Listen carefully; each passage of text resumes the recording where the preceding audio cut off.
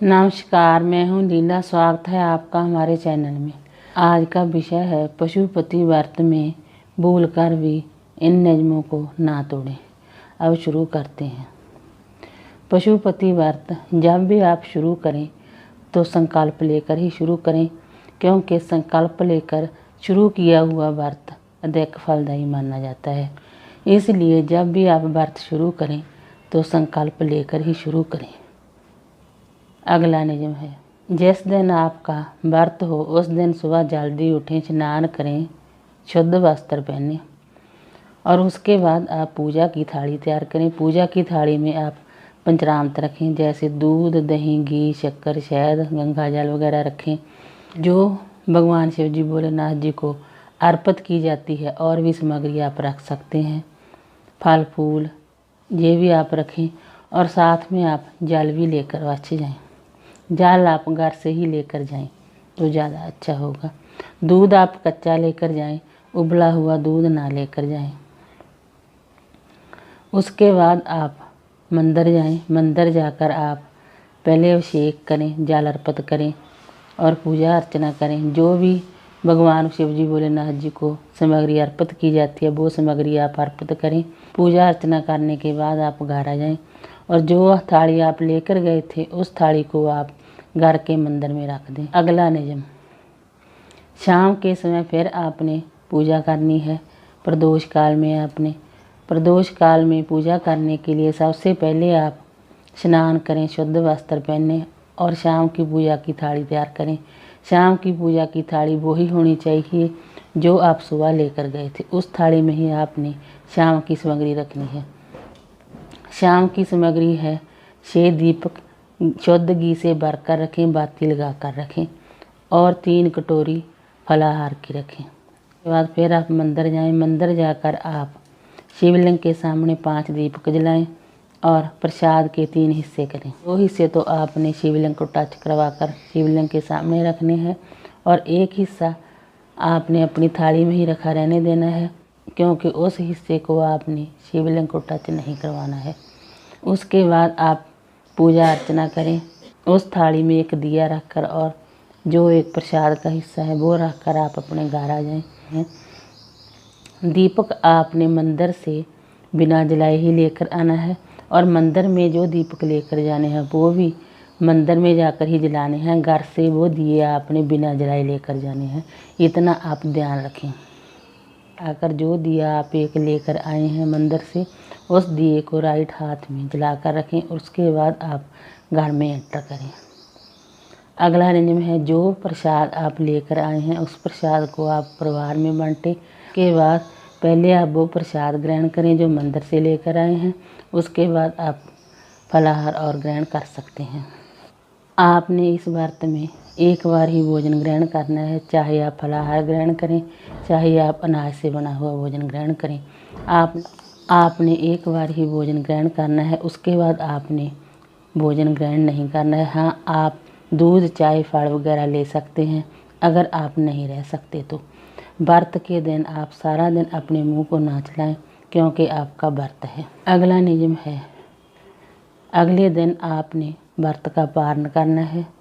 पारण में आप जैसे पहले आप भोजन करते थे वैसे ही आप भोजन कर सकते हैं। उद्यापन के दिन आपने सुबह की पूजा तो वैसे ही करनी है जैसे आपने 4 सोमवार को की है, और शाम के समय की पूजा में सिर्फ थोड़ी चीज़ें और लेकर जानी है।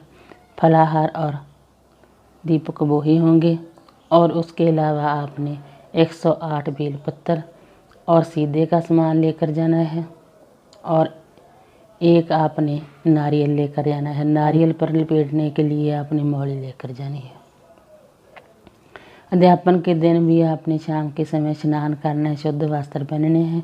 उसके बाद के दिन भी आपने जो सुबह थाली लेकर गए थी उस थाली में ही आपने शाम की सामग्री यानी कि रखनी है। उसके बाद आपने मंदिर जाना है। मंदिर जाकर आपने पहले 5 दीपक जलाने हैं और 1 दीपक आपने बिना जलाए रखना है और प्रसाद के 3 हिस्से करने हैं। 2 हिस्से आपने शिवलिंग को टच करा कर रखने हैं और 1 हिस्सा आपने अपनी थाली में वैसे ही रखा रहने देना है। उसको आपने शिवलिंग को टच नहीं करवाना है। इसके बाद आपने नारियल पर मौली लपेटनी है। 5 बार आपने मौली लपेटनी है अपनी मनोकामना की प्रार्थना करते हुए। इसके बाद नारियल को आपने साथ में लेकर नहीं आना है, नारियल को आपने शिवलिंग के सामने रखना है। इसके बाद आपने 108 बेलपत्र जो लेकर गए थे, उन बेलपत्रों को आपने एक एक करके शिवलिंग पर ओम नमः शिवाय मंत्रों का जाप करते हुए अर्पित करने हैं। उसके बाद जो सीधा लेकर गए थे दाल, चावल, आटा, घी, चीनी, नमक, मिर्च, हल्दी और दक्षिणा रखकर जो सीधा लेकर गए थे, वो सीधा आपने पंडित जी को देना है। उसके बाद आपने जब आपकी पूजा अर्चना हो जाए तो आपने भगवान के सामने अपनी मनोकामना के लिए प्रार्थना करनी है और अपनी गलतियों के लिए माफ़ी मांगनी है। उसके बाद आप थाली में एक दिया और एक हिस्सा प्रसाद का रख कर गारा जाएं। गारा कर वैसे ही करना है आपने जैसे पहले 4 सोमवार को किया था। एक दिया जो लेकर आए हैं उसको राइट हाथ में जला कर रखें, फिर घर में प्रवेश करें और जो प्रसाद लेकर आए हैं वो घर परिवार में बांटें और आप जब खाना खाने बैठें तो उस प्रसाद को पहले ग्रहण करें, उसके बाद आप खाना खाएं। उसके बाद आप ये ना सोचें कि हमने आज अध्यापन कर दिया, हम आज कुछ मर्जी खा सकते हैं, ऐसा नहीं आपने करना है, क्योंकि उस दिन भी आपका व्रत ही होगा, आपने व्रत ही करना होगा। इसलिए आप एक बार खाना खाने के बाद उसके बाद दोबारा खाना ना खाएं। हाँ, दूध चाय आप ले सकते हैं। अगले दिन आप व्रत खोलते समय आप जैसे पहले भोजन करते थे आप वैसे ही भोजन कर सकते हैं। व्रत के एक दिन पहले और व्रत के दिन आपने ब्रह्मचर्य का पालन करना है। 2 दिन आप ब्रह्मचर्य का पालन करें और तीसरे दिन आप अपनी लाइफ एंजॉय कर सकते हैं। अगला नियम है, व्रत के दिन आप दिन में सोना नहीं, दिन में आपने प्रभु की भक्ति में लीन रहना है। प्रभु के मंत्रों का जाप करें, जो मंत्र आपको आता है उस मंत्र का आप जाप करें।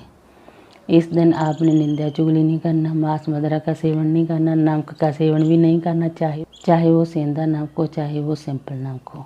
हाँ, जो मीठा नहीं खा सकते, जिसको कई बार कोई प्रॉब्लम होती है, वो उसने मीठा नहीं खाना होता, वो सेंधा नमक लेकर अपना व्रत पूर्ण कर सकते हैं। अदरवाइज जो व्रत ये रख सकते हैं, जो व्रत ये नमक के बिना रख सकते हैं, उन्होंने नमक का प्रयोग बिल्कुल भी नहीं करना। ये नियम सिर्फ उनके लिए ही है जिन्होंने मीठा नहीं खाना है और नमक से ही वो व्रत रख सकते हैं, क्योंकि वो व्रत रखना चाहते हैं परंतु वो मीठा खा नहीं सकते, नमक खाना नहीं होता, तो वो कैसे करें। ना करने से कुछ करना अच्छा होता है, इसलिए वो सेंधा नमक खाकर अपना व्रत पूर्ण कर सकते हैं। इन सभी नियमों का आपने पालन करना है, भूल कर भी इन सभी नियमों को ना तोड़ें। वीडियो अच्छी लगी हो तो लाइक कीजिए, शेयर कीजिए, सब्सक्राइब कीजिए। Thanks for watching this video.